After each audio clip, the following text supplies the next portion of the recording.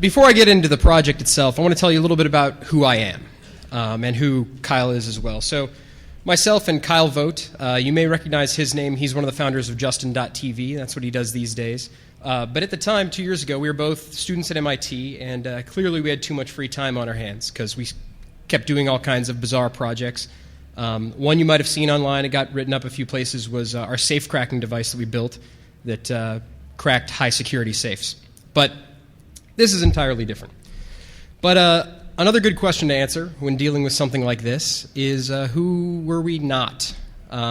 We are not stock market experts or spammers or get-rich-quick scam people.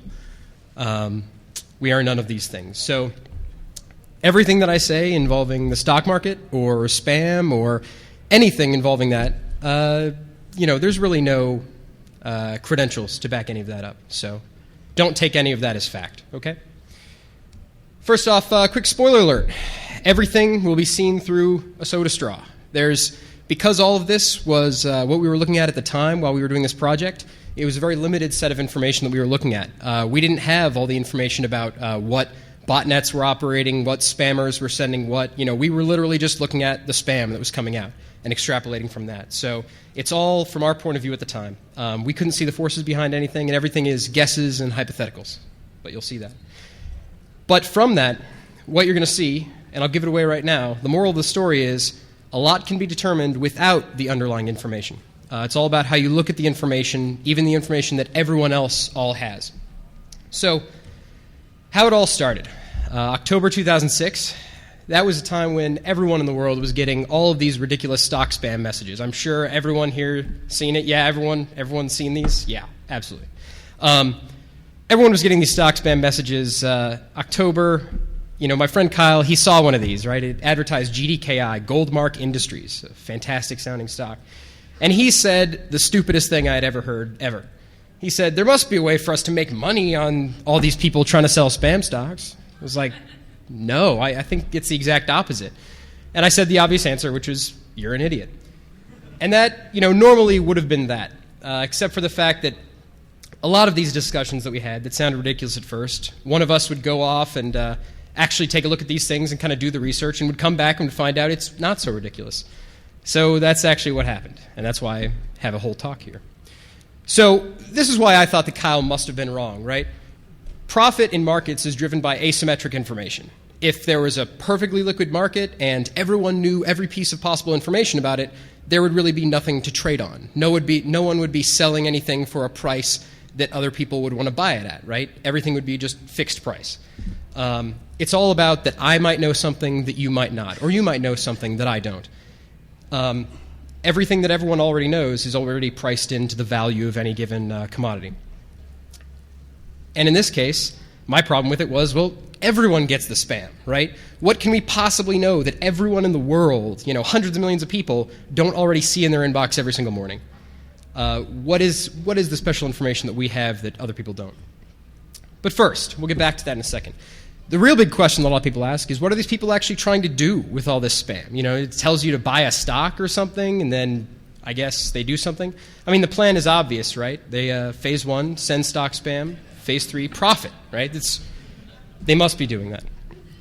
So there's a little more details to it. It's what's called a classic pump and dump scheme. And these things are, as old as markets themselves, We'll go through it step by step. So basically, let's say that I am the scammer in question, and I own 100 shares of worthless ink at $1 a share, okay? And we're right where the blue line is in time. So I own this worthless stuff. It's the kind of stock that nobody's buying this. I mean, it's garbage, right?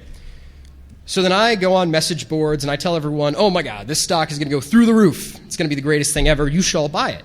And so then, being the good people they are, they go and they buy the stock. And as they buy the stock, I'm selling them little bits, and the price of the stock, the value, is going up and up and up over time.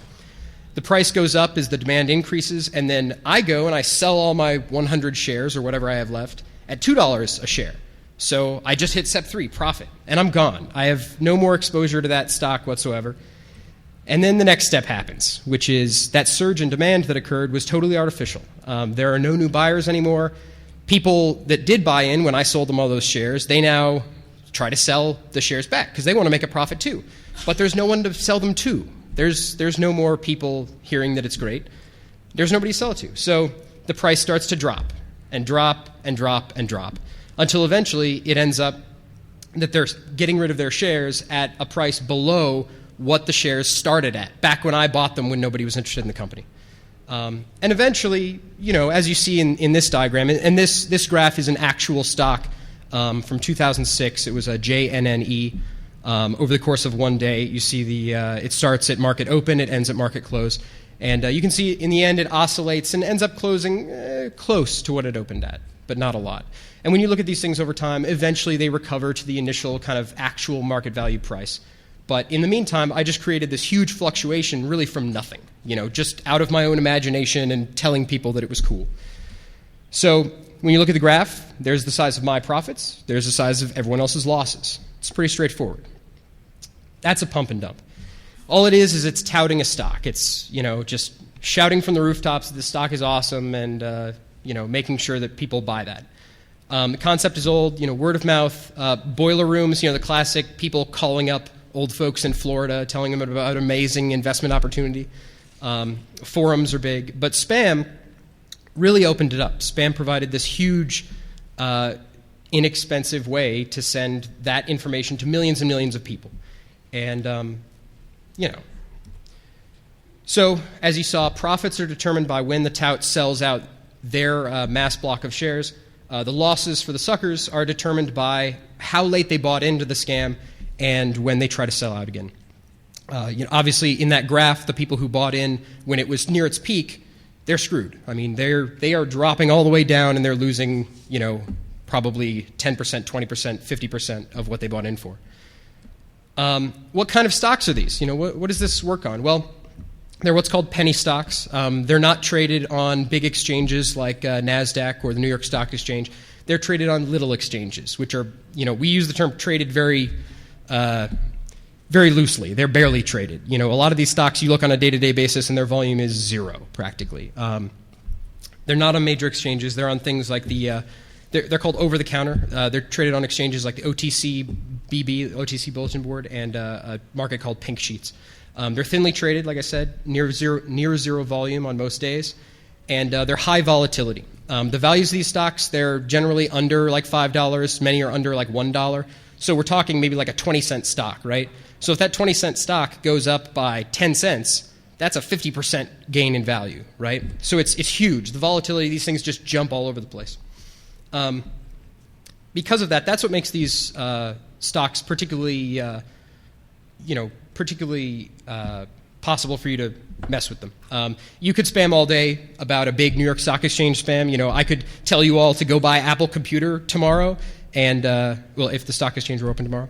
But I could tell you all to go buy Apple Computer, and all of you could all go buy Apple Computer, and we would all collectively probably have no effect on that stock, right? Because there's such a high volume of trading that already occurs on it. So the bigger point here is it's very illegal. The pump and dump scheme, it's illegal. The all changes in supply and demand of what's going on in the market, it's all artificial. It's all made up.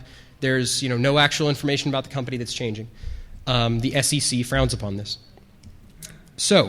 But really, the real question is, who is dumb enough to buy a stock because someone emailed you telling you to? And this was my problem in the very beginning. I looked at Kyle and I was like, nobody buys these. This is entirely impossible, right? I delete them. You all in this room, I'm sure, deleted them. But the problem is apparently somebody didn't delete them because we looked. And what we found was a lot of people bought these.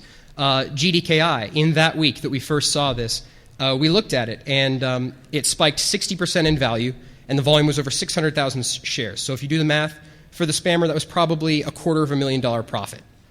$250,000 profit on like a $1 a share stock. And we were kind of impressed by this. This was peculiar. If you look at this graph that I've got here, you'll see, and I'll highlight this for you. But you'll see here this day right here. This is the 20th of October. This is a Friday. That's when the spamming started. You'll see that the starting value of that stock, the opening value, the low was about $1, a little over $1. The closing value was like $1.30. It started to go up. And then Monday, huge spike in volume, huge spike in price. And then over the course of the rest of the week, it started to just, go back down over time, and that value was lost. But the interesting thing here is that the emails started on Friday. They started before the market closed on Friday. So there was an opportunity to buy shares early. And that intrigued us. We kind of saw something there. So, but even looking at that graph, right, $250,000. Wow, $250,000, that's a lot. Turned out that was actually tiny in these shares. Same stock, a couple months later. This was a 300% increase over 5 days, 10 million shares, so possibly a $30 million profit. Absolutely immense. And these are the sorts of things we were seeing, like on a regular basis. And we were like, wow, this is ridiculous. I don't know who's buying these, but they're buying a lot of it. So we looked at more of this, and actually remember this particular chart later, because I'll talk about an SEC investigation that involved this particular week of trading on this particular stock. So we had our answer. It did actually happen. It did actually produce results for the spammers, which was incredible. So the next part, what could we do about it? How could we participate, I guess, in a legal way? But wait, right? So we look at this first week, October 20th to 27th of 2006, and we say, not all of them were winners. We received spam emails for 20 different stocks that week. We followed all of the stocks, and 3 of them produced profits. The other 17 produced nearly nothing. I mean, practically no shares bought or sold in that week. So a lot of people spamming, a lot of people talking about a lot of stocks, but only a couple actually being profitable. And those couple that are profitable are suddenly wildly profitable. So why is that? What are the different characteristics here that allow us to decide which one is successful and which one isn't? I don't know. That's what we wanted to know. So we looked at what we had, right? What data do we have? Well, we have a lot of spam, and that's mostly it. We had about 1,000, stock spam messages every single week. And, then other than that, we were just looking at, the freely available stock market information that was online, bigcharts.com or whatever, and just looking at what happened. So we could look at the results of the previous week, and we could in some way compare it to the, huge massive spam that we received about all these stocks. So that's all we had. I mean, that's not anything special. It's the same information that everyone else in the world had. So what did other researchers see at this time? There are 2 big papers that you'll find online by 2 different sets of researchers, Frieder and Zittrain and Hank and Hauser. Frieder and Zittrain is the big one that everyone mentions. It says, spam works. And it's a very good paper. You should actually check it out. It was based on data from 2004, 2005. So it was a little dated by the time that it got released, at the speed that spam changes. But it showed some interesting correlations. It basically said that the more spam email that a spammer was able to put out, the more effect it would have on that particular stock. So this was pretty straightforward. Hank and Hauser found a very similar correlation. The funny thing was, though, we were watching this in fall 2006 into 2007, and there were a couple articles that came up about that time which said stock spam is dead. And they said there was no longer any effect on the market due to stock spam. And this really set us to scratching our heads because we were staring at this ourselves, and we saw these huge effects. And then we looked at the data sets that all of the various researchers were using. And what they were doing was they were going through these large collections of noted spam email, and they were searching for stock symbols. They were searching by text, right? The problem is by fall 2006, any spam filter of any sort was good enough to filter out text, right? I mean, text. It's easy. You look for 3 or 4 letters that are all capitals and something that says buy, boom, filter it out, right? By 2006, there were a lot of spammers that were getting huge results in the market. The problem was the only ones that were getting any results were all graphical-based spam. They were all pictures. So there were a lot of researchers that were missing huge portions of what was going on in the market at the time. And here I explain exactly what I just said. Quote from Frieder and Zittrain's paper basically saying how they found their data, which was they went through and they searched for stock symbols in the text of emails, which for the data set they were looking at, 2004, 2005, worked. It totally worked. Everything was still text back then. Graphics were just starting to come out in spam, so no problem. They found that correlation. But others who followed their methods started to see nothing happening anymore. So that becomes the question, right? You've got all this graphical spam. You know that the graphical spam is what produces results in the market, but you also know that as far as sorting it using any automated means, the whole point of them doing the graphics, the whole point of how they're formatting it is to prevent that. It's to prevent spam filters from reading what it is in the message. So how do you sort graphical spam? Anyone? Anyone? By hand. That's how you do it. So we did. We decided, we played around with a couple image recognition type programs a little bit, and we decided to do it by hand. So we did. That's how you do it. You can see on the left side, that's on my computer, there's a folder which says week 3, and there's a whole bunch of folders that have stock symbols, and in each folder there's hundreds and hundreds of emails. And that's how we did it. So we sorted it. We followed it for 14 weeks. Kyle and I hand-sorted about 50,000 spam emails and resulted in 12,168 stock spam emails. Pretty good. So this allowed us to sort it in real time as we got them. So what could we get out of this? Obviously, we already said we know previous results of what happened. But there's two things that we can infer from the data as we collect it. We can figure out the relative botnet power, and we can identify the spammer's unique signature. And here's where the fun starts. So let's talk about botnet power, okay? You sort the messages by the actual stock symbol, and then you plot the total emails over time for each symbol. Pretty simple. Let's look at a graph. So this is what we're looking at, right? Now, I understand it's a little hard to read, but let me explain. The y-axis here on the left side, that's the total emails received for a particular stock symbol, okay? For a particular touted stock. So each line that I've graphed represents one particular symbol. You'll see I've identified GDKI, that one that we tracked in the first week. The x-axis is time. The yellow lines are the divisions between days. We start at market close on Friday, and we end at market close on Friday, again, the other side. So I've got green dotted lines that are vertical that show when the market opens, red dotted lines that show when the market closed, and you start to see some interesting things. So you'll notice that when we already saw from the previous results that GDKI had the biggest impact on the market that week. And then we graph it, and we see, oh, they also sent out the most email that week. Okay, interesting. Makes sense. A lot of these other stocks you see at the bottom, the little tiny lines that kind of pop out and disappear and pop out and disappear all week long, they got nothing, right? Nobody bought their stocks. Nobody cared. But another relevant fact you see, if you look in the sections between market open and market close, a lot of times you see that there's no emails sent out during that time. Right there you see that just these beautiful flat spots every time the market is open. Presumably, the guys that are sending the emails are probably busy trading at the time. They're probably busy selling those stocks. That may explain why they're not busy sending out emails at that time. So that's interesting, right? GDKI. And the real take-home from these, you start to look at these a lot, and you look at a lot of these graphs, and you figure out that the slope of those lines, that's giving you the rate at which they're sending out these spam emails, okay? What you find is that the rate that you see on any particular spam email stays constant for a particular botnet that's sending spam. What does this allow you to do? It allows you to identify botnets or spammers, whatever one organization sending out email, shall we say. It allows you to identify them just by the slope of the graph between weeks. And that's what we did.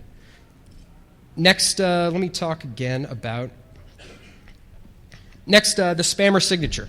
Spammer signature is just a fancy way of saying one guy's email kind of looks the same from week to week. He's got his own particular style that he does. Everyone's got their own bag of tricks for evading the spam filters, right? And those are very kind of closely guarded style kind of secrets, right? So there's the layout, the encoding of the email, any type of CAPTCHA type obfuscation, little squiggly things to make sure that a spam filter can't read the text, and just generally their style.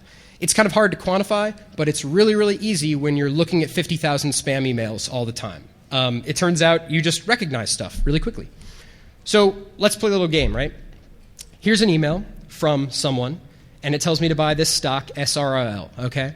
And we're in week N of watching these things, and it turns out that SRRL ends up doing fantastically that week. Oh, great, but now the week's over. So what does that do for us next week? Well, next week we receive a bunch of spam emails. And in week N+1, which of these emails might be from the same spammer? It's pretty obvious, Maybe it would take some work to make an algorithm that instantly identifies this, but if you're a human and you're staring at these, you see it. You see it instantly. You see it the very first email you get from this spammer. You know who that spammer is, and you know what his results were the previous week, and the week before that, and the week before that. You become kind of intimately connected with these spammers. You've been watching every single email that you get from them, and you kind of feel like you know them after a while. It's a little scary. But, so that's their style, right? So then we connect the two. We connect the style and the botnet power, and then we look at the graphs. Now, this is the graph you already saw of week 1. We have GDKI, and then we look at week 2, okay? Here's week 2. Can you spot the same spammer? Yeah, he's like the exact same line, right? The slope of his line is exactly the same. It's unchanged, but it's a different stock symbol, right? It's SBNS. Okay, now we go into our spam and we look at what SBNS that email looks like. Hey, it looks exactly like the GDKI email. Okay, great. So we know that this is the same guy sending us this email. So what does that tell us? Well, we know that the week before, he sent out a whole ton of emails and he got a huge result on the market. So it doesn't take a rocket scientist at this point to kind of extrapolate. And the results that we actually found, because we watched this for a number of weeks, without even considering buying any stock, we looked at this and we found that the relative strength of any given botnet stayed relatively constant over time. They were trying to send out at the maximum rate that they were able to achieve on their botnet, and because of that, they achieved a relatively fixed slope each time. And then their style of their email was going to stay the same because they wanted to use their same set of tricks to evade the spam filters. So another example, right? This is week 3 now.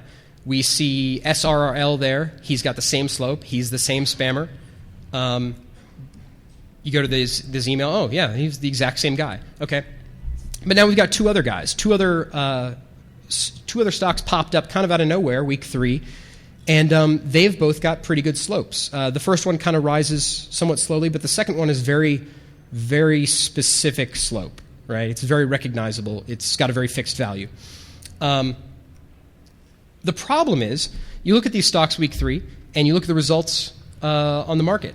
And what do you think results they had? I mean, they were sending out more stocks than the first guy. What do you think they had? Nothing. Nothing at all. Like 0 volume, right? Why was that? Okay, well, first we've got that SRRL. Okay, looks like the same one. Now here's the other 2. What's the problem there? It's text. It's text. Everybody filters out text. So what do you have here? These guys were pushing an enormously powerful botnet. The strongest one we could track on any of our stuff. But they were getting no results because they were just sending text. And they didn't understand that. Because we kept seeing them week after week. This week, week 4, they start to mix it up. We've got our same dependable guy pushing MPRG, same results in the market every single week. And then we've got these really, really steep sloped lines right here.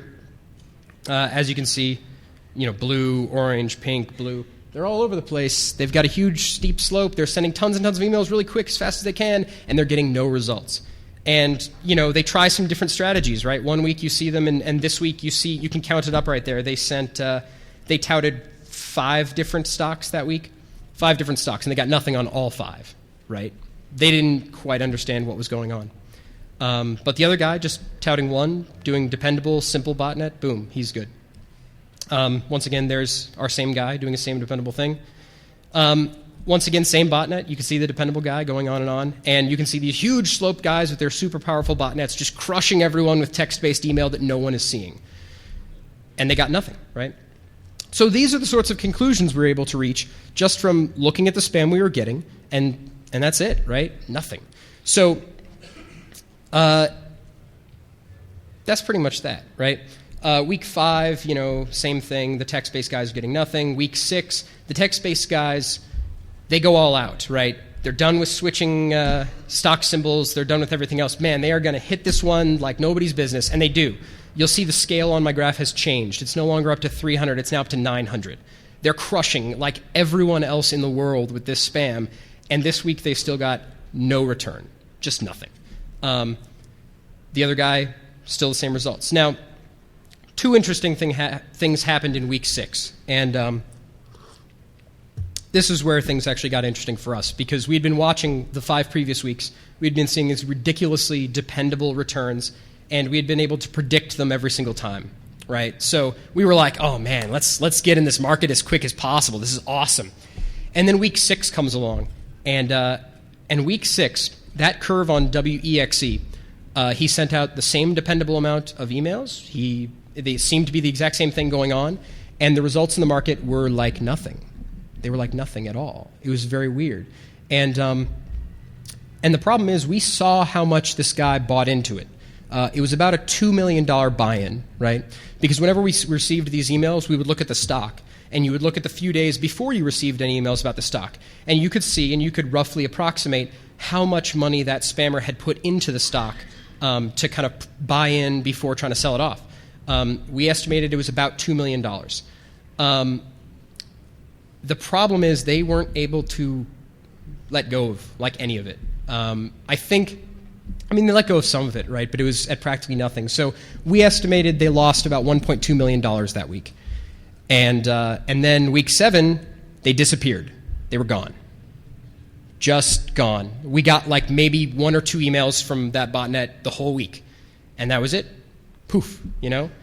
You'll see on the scale of the graph, nobody's going up to 300 anymore. Nobody's doing anything. It's just the kind of little spammers that weren't really producing any results right now. And the one guy that was producing results, he's gone and just disappeared.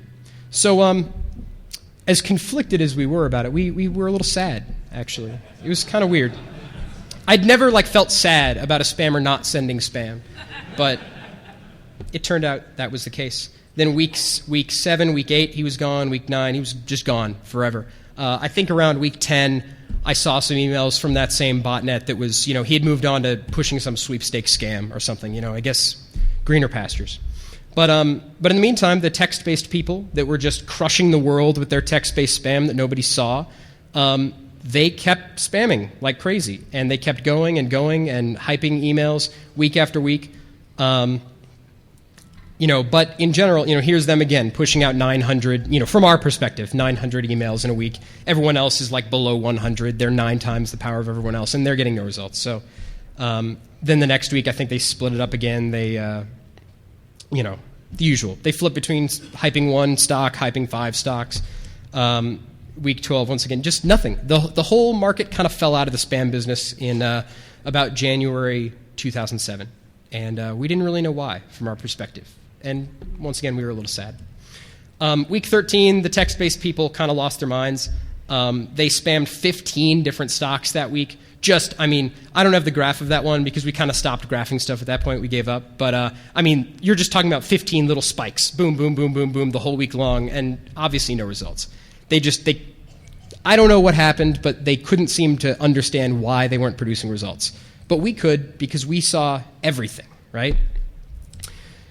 So what, right? What did all this analysis get? Well, what it gave us was that it meant that when we saw a spam email hyping a stock, we could predict the results in the future. We knew what was going to happen. So instead of waiting to see all of the various researchers that you would have seen that were talking about stock spam in 2006, 2007, they were all talking after the fact. It was all hindsight. It was all this game of these results happened, and these were the emails that they sent out. So, oh, great, this is what happened. None of them were predicting anything. But what we were doing was predicting it every single week. So any given week, we would see 1 email come out. We would see the very first email for a stock symbol, and we would know what the result of that would be in the week. So we could be basically the first ones to buy it. So where does that put us? We buy the stock there, right after the spammer bought his, depending on the spammer. And then, we could kind of just ride the whole game exactly like he would and, just kind of take a piece of the pie of the touting that he had done without, dirting our hands in the world of illicit spam and whatnot. So that's what we did, right? The overall method that we did. We sorted each week's worth of spam by ticker symbol. We identified the spammer by the email style. We matched them to their past results. We identified the top spammer of that week. And then when the first email from that top spammer arrived for the next week's spam, we would buy that stock and then sell it eventually and, step 3, profit, etc. So did it work? Yes and no. No, it didn't. The method worked for a few weeks. Like I said, we were watching it. It was amazing. We all had incredible dreams of millions of dollars and Lamborghinis and whatnot. But then, that week 6, 7, the whole thing fell apart. All these spammers just stopped getting results. Nothing was happening. And, that's it. Those guys, whoever they were, lost $2 million or something and then disappeared, never to be seen in that kind of game again. And there was some speculation. I read a Google article at the time that they were saying that the entire quantity of spam at that time had taken some huge hit. Nobody was quite sure whether it was some mix of, botnet takedowns, ISP shutdowns, or software patches of various sorts. But whatever the case, the whole spam world was kind of took a hit at that time, and so the stock spam people stopped making money. Also, there was a major SEC crackdown at that time, which they called cleverly Operation Spamalot. Operation Spamalot in March of 2007, they started out by suspending trading on 35 of these penny stocks. Almost all 35 of which we had looked at and we had seen because these were the stocks happening. 2 guys in Texas, they were indicted for securities fraud. They eventually reached a $3.5 million settlement. It was estimated that they had made a total of $4.6 million in profits, but all these are so speculative, and even from the SEC's standpoint, it was hard for them to actually determine which stocks those people had been involved with. They nailed them on, I think, like 13 different stocks, but who knows? Who knows what they were actually doing? And as it says here, the operation was actually started because an SEC attorney was getting that spam. So that's the one thing you want to not do if you're a spammer, I suppose. So the big question here, maybe it didn't quite work out for us then, but could it work again, right? I mean, in theory, if the botnets had still been able to push out their same level of spam and enough suckers had still been buying spam stocks for some reason, our method would have continued to work. So could it happen again? Could this whole thing come back?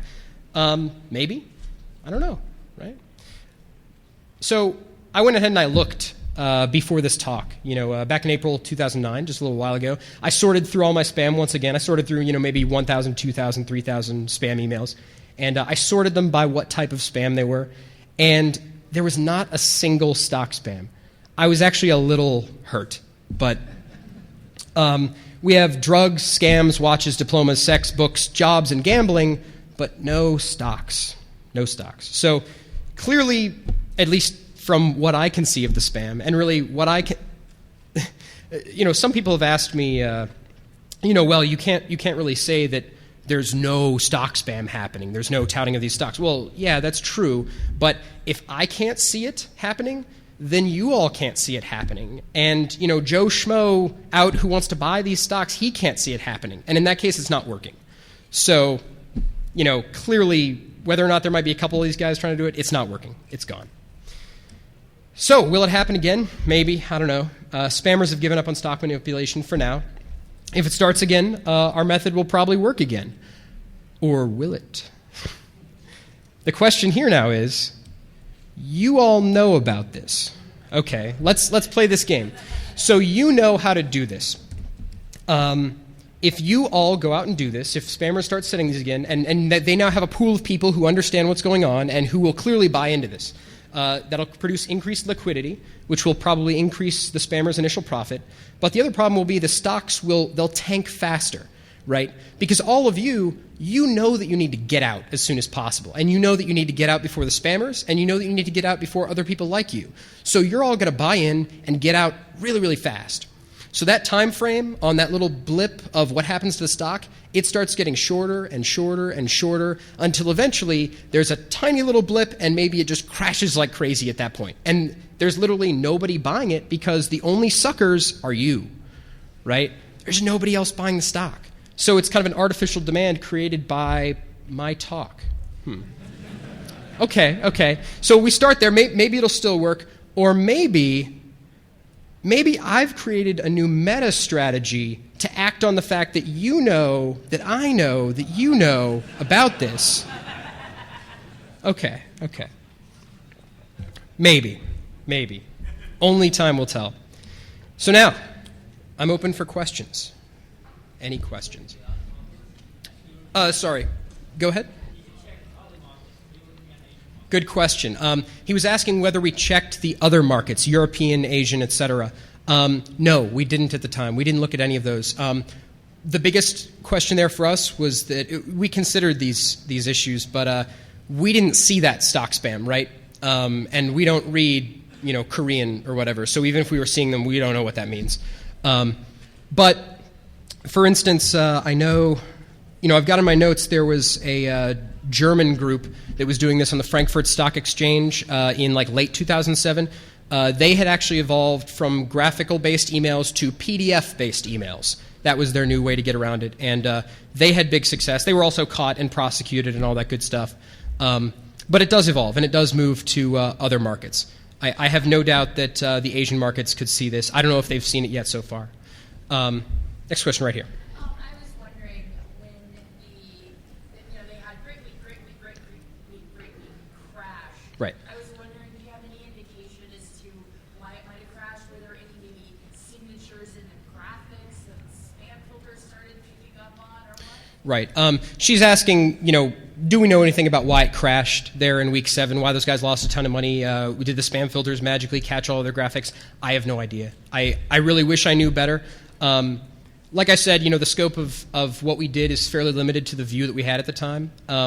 I've looked since then, and I've tried to look back and find the various articles and SEC investigations to piece together which exact groups and the names of the people that were doing the various different botnets and stuff. And you can find a couple, but the coverage of penny stock fraud is pretty limited, as you might imagine. Next question, right there.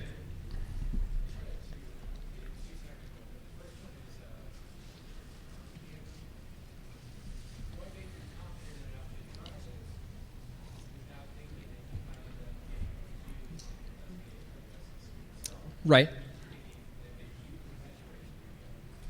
Mm-hmm.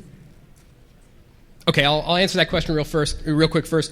He said, what gave us the confidence to attempt to get a piece of this without thinking that maybe the SEC might investigate us too, thinking that we were a part of it? And yeah, we didn't know anything. That could have probably happened. I don't know. The biggest reason there that I think the biggest reason was because the quantity of shares we would have been moving was minuscule compared to these large buyers, right? That was the biggest thing. So they probably wouldn't care about us. For college students, it would have been like a ton of money, but for these guys, not much.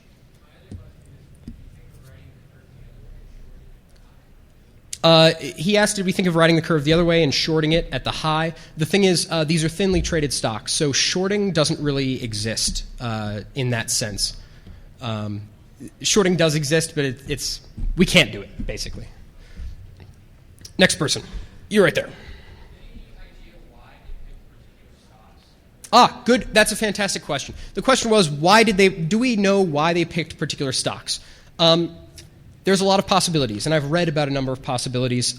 In some cases, they were inside jobs, right? The spammer basically offered to the company to take a portion of their stock at a low rate and hype it up and make profit for themselves and the company. That happened. There were other companies that just had no idea this was happening. Just one day they woke up and their stock was flying all over the place and they had no idea what was going on. I think all types of this thing occurred. Actually, one interesting thing, when I talked earlier about how we could look at a stock and look at the previous few days or the previous week or so before they had spammed about it and determine their size of their buy-in, sometimes you would look at a stock and you would see no buy-in. Right? What does that mean? Well, inside job, right? So you could see both types, and to some extent you could guess at which type it was from looking at the previous week leading up to the spam. Next question. In the back.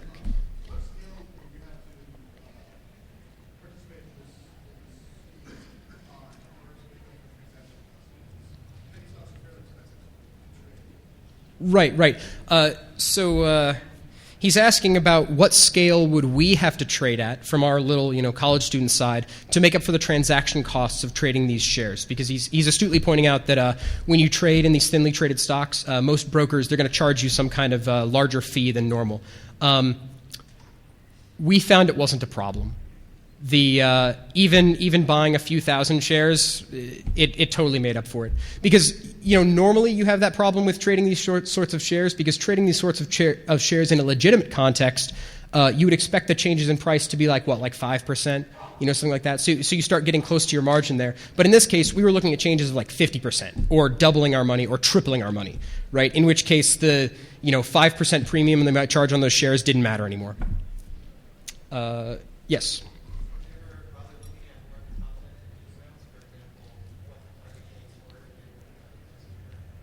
Yeah, he's asking about, did we look at more of the content of the emails?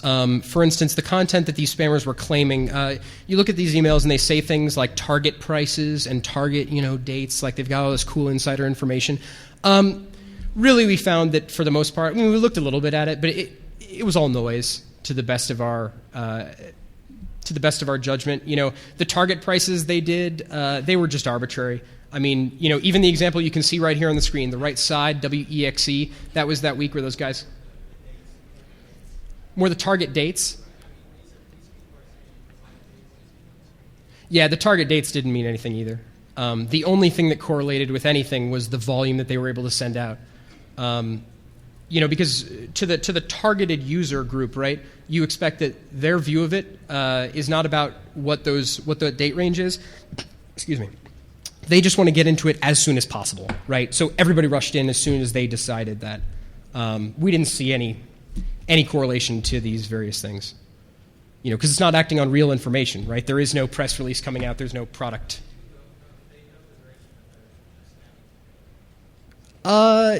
Yeah, from what we saw, I don't think the duration of their spamming campaign ever actually correlated to what was going on.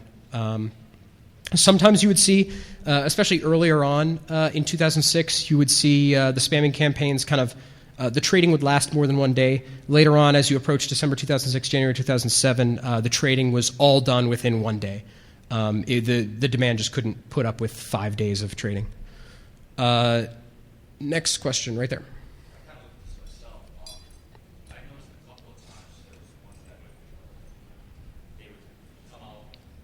Mm-hmm. Right, yeah, okay, so he's actually asking about repeat hits. That would be a stock that's touted 1 week. It does that full up and down like you saw, and then it's touted again like the next week or a few weeks down the road. Yeah, and we did see that. We did see that with a number of stocks pretty well across the board. The second, third, N number times they would do it. Each successive try would have worse results. One thing that was kind of interesting, though, that you would start to see is some of these stocks, like GDKI, LITL, a couple of these other things, you would see it spammed about 1 week, and not that it was spammed the previous week or the week before, but if you looked, some of these were hit like the year before, or they were hit like 8 months before, a year and a half before. Some of these stocks were getting pounded like on a regular basis, and I don't know whether they were inside jobs or whether they were just really unlucky. But some of these were really, really getting thrown around all the time. Yeah.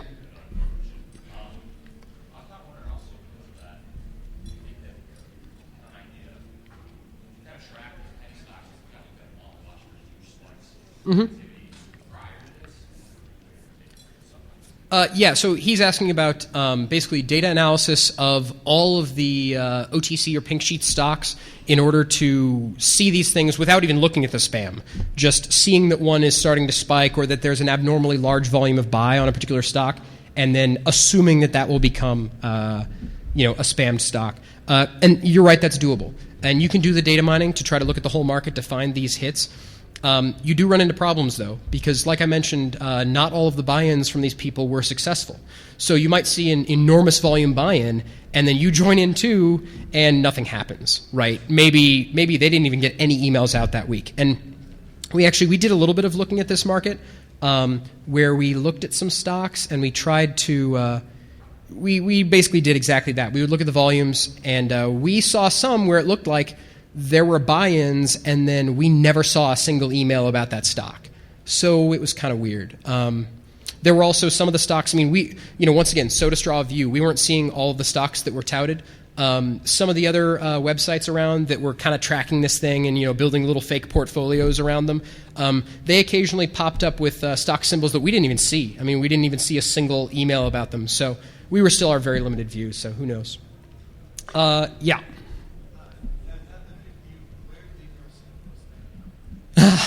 Good question. Okay, there's two questions there. In that limited view, where did our sample set come from? It came from my email address at MIT. That's where it came from.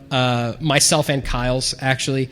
At that time, we were getting tons and tons of spam email.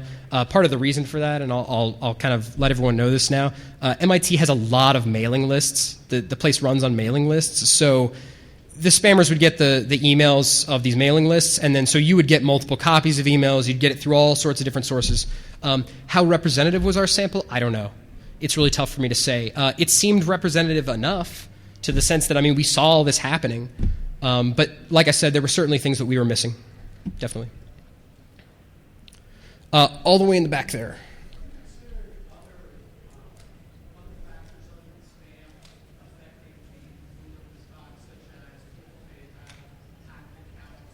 Uh-huh. True.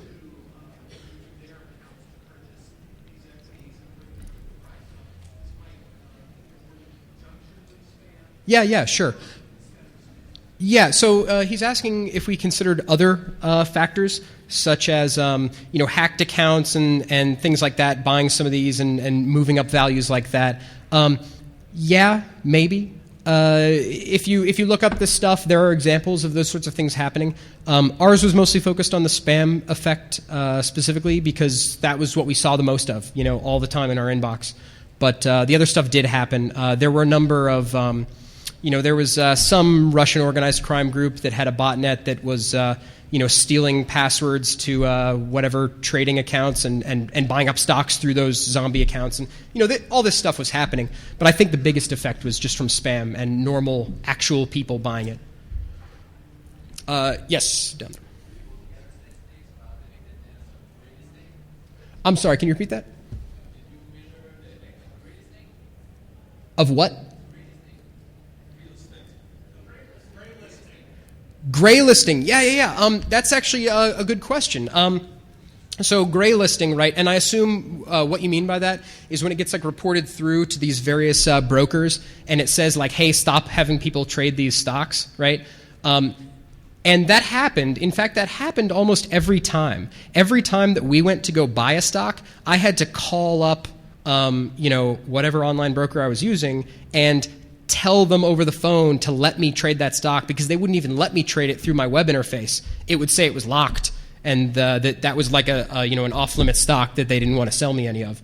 But despite the fact that I had to jump through extra hoops to even touch any of these stocks, a lot of people still bought them. So that didn't really seem to have an effect. And when we talk about things like Operation Spamalot there, where the SEC locked down 35 of these stocks, they locked those down in March of 2007. Right, the spam on these stocks had stopped in January of 2007. Their lockdown of these, their ceasing of trading in these had no effect on anything. So, take that for what it's worth. I could take one more question, right there.